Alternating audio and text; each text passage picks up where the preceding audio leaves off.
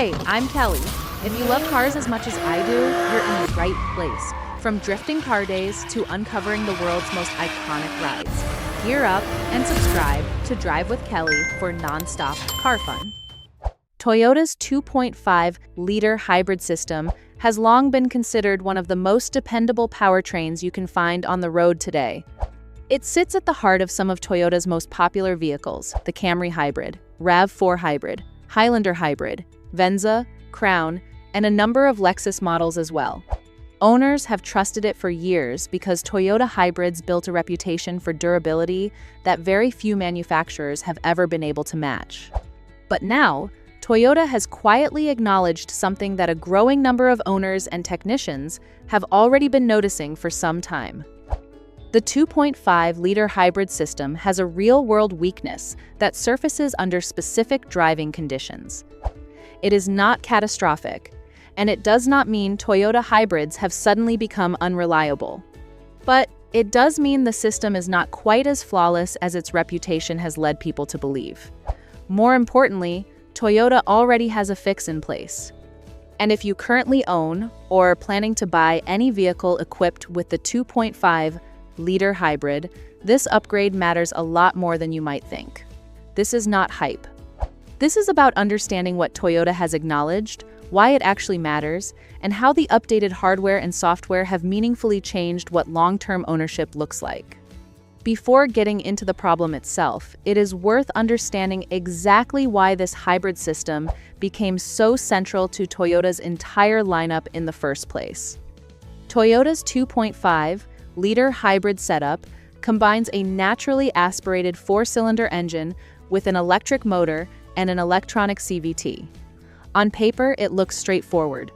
In practice, it is remarkably efficient. The system delivers strong, low-speed torque, excellent fuel economy, smooth and composed city driving, and proven longevity when compared to turbocharged alternatives. Toyota's engineers deliberately kept complexity out of the equation: no turbochargers, no aggressive thermal limits, no high-strung tuning. That conservative design philosophy is precisely why taxi fleets, high-mileage drivers, and commercial operators have gravitated toward it for so long. But as Toyota expanded this system into heavier vehicles and all-wheel drive configurations, new stresses started to emerge that had not been part of the original equation. And that is where the story gets interesting. Now here's the part Toyota never put in a press release, but the engineering changes they made tell the story clearly enough on their own. Toyota has not used dramatic language about any of this. They rarely do. But service bulletins, revised parts, updated software, and behind-the-scenes engineering changes paint a very clear picture. The core issue comes down to thermal management and load handling in real-world driving conditions, particularly in hybrid models equipped with electric, rear-drive, all-wheel drive systems. Industry technicians and Toyota-certified hybrid specialists consistently point to three interconnected weak points. First, excessive heat buildup in the rear motor cable and connector assembly. Second, inverter stress during extended high-load operation. And third, software logic that was either too conservative or too slow to respond effectively. These problems do not typically appear during normal daily commuting, which is exactly why many owners have never experienced anything unusual. The issues tend to show up under specific conditions: sustained highway speeds, mountain driving, hot climates, towing lighter loads, or aggressive acceleration combined with all-wheel drive engagement. In those situations, the hybrid system ends up working significantly harder than the original design anticipated.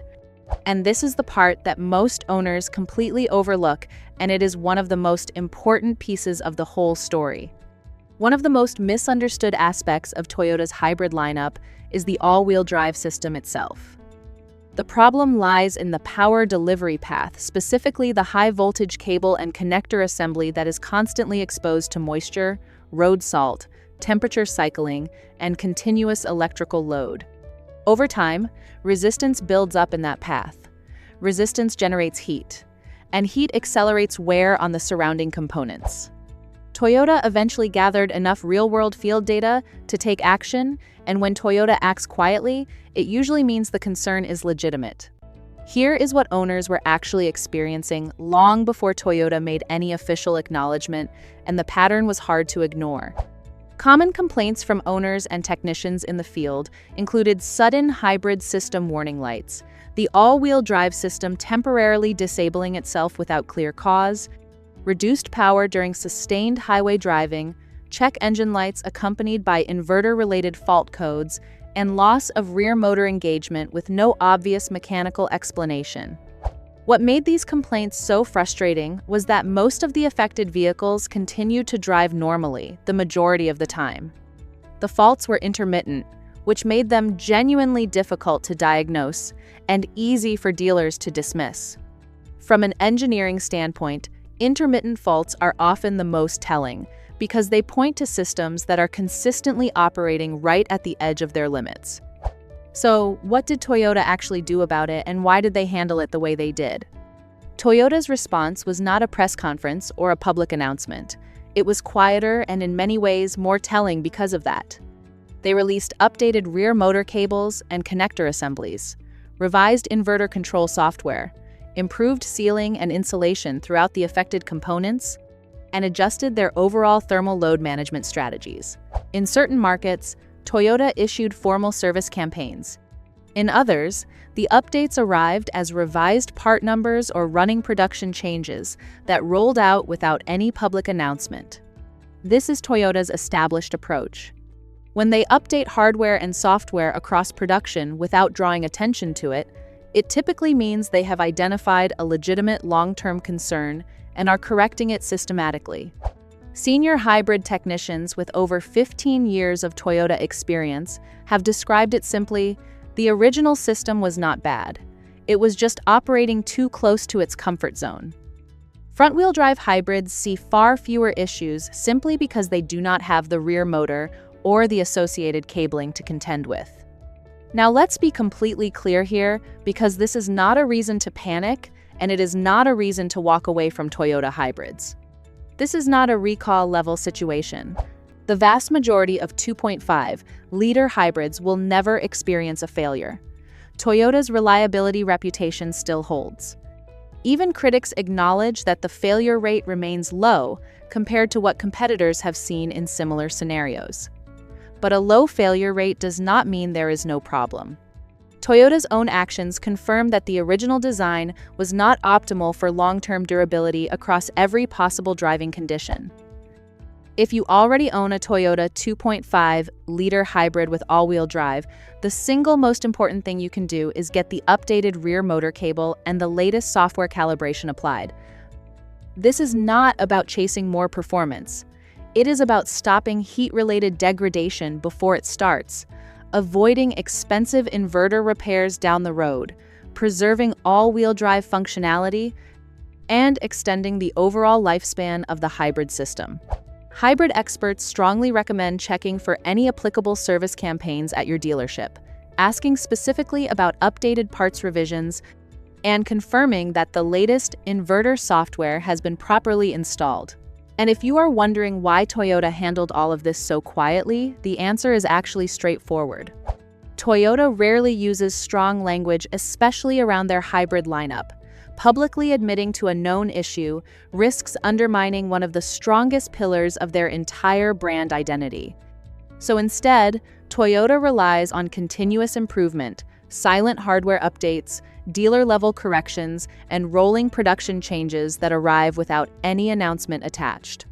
From an engineering culture standpoint, this is not deception. It is genuinely how Toyota operates when they identify and resolve a long-term concern. The broader picture here is that hybrids are getting heavier, more powerful, and more complex every single year. This kind of issue is not unique to Toyota. As hybrid systems gain more power, add all-wheel drive, move into larger and heavier vehicles, and take on towing and sustained highway loads, the electrical systems face stresses that were never part of the original design brief 20 years ago. Toyota is actually ahead of many rivals precisely because they identified this early and corrected it before failure rates had a chance to climb.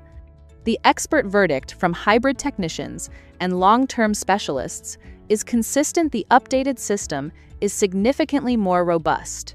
Newer production vehicles benefit the most from the revised components.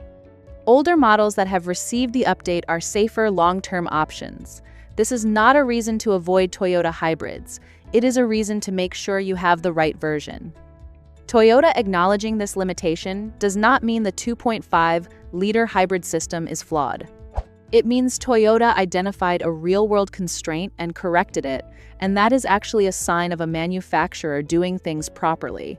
The upgrade improves durability, lowers long-term risk, protects expensive hybrid components, and makes all-wheel drive hybrids more dependable in demanding conditions.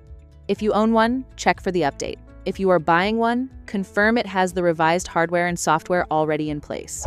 Because in the hybrid world, small changes make a very big difference. And this one matters more than most owners will ever realize. If this breakdown helped you understand what is really going on inside Toyota's hybrid system, hit that like button and subscribe to Drive with Kelly, because we've got a lot more real-world car content coming your way. And if you think Toyota is only focusing on hybrids right now, wait until you see the video popping up on the upper left of your screen. The new Toyota Hilux Champ is a $12,000 pickup truck that's making the entire truck market nervous.